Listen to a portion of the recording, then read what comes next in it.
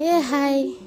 இப்போ நம்ம வாழ்ந்துட்டுருக்கிற இந்த லைஃப் வந்து ஒரு மிஷின் லைஃப் மாதிரி. காலையில் ஏஞ்சி நைட்டு வரைக்கும் அப்படியே ஒரு மிஷின் மாதிரி தான் நம்ம ஓடிட்டே இருக்கோம்.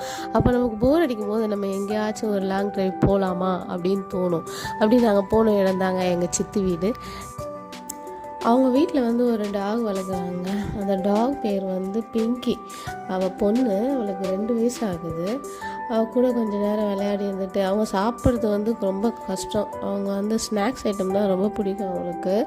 சாப்பாடு வச்சா அப்படியே கிடக்கும். அவங்க பார்த்தீங்களா, வால் இப்படி ஆடிட்டுருக்கு.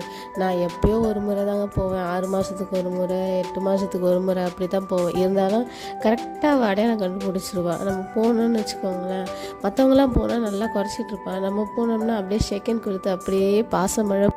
போமக்ரானட் மரம் ஒன்று இருக்குங்க, ஒரே ஒரு மரம் தான்.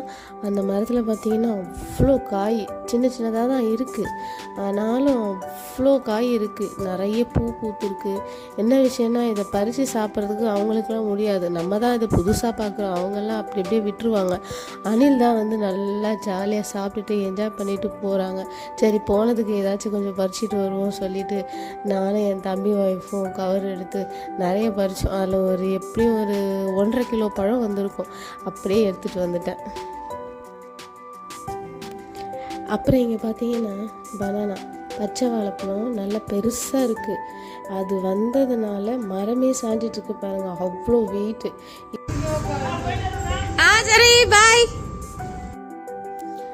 அப்புறம் அங்கேருந்து கொய்யாப்பழம், மாதுளம்பழம், மாங்காய், நாகப்பழம், ஸ்நாக்ஸ் எல்லாமே எடுத்துக்கிட்டு ஹாப்பியாக வந்துட்டோம். இந்த மாதிரி உங்களுக்கு ஒரு அனுபவம் இருந்தால் கமெண்ட் பாக்ஸில் கமெண்ட்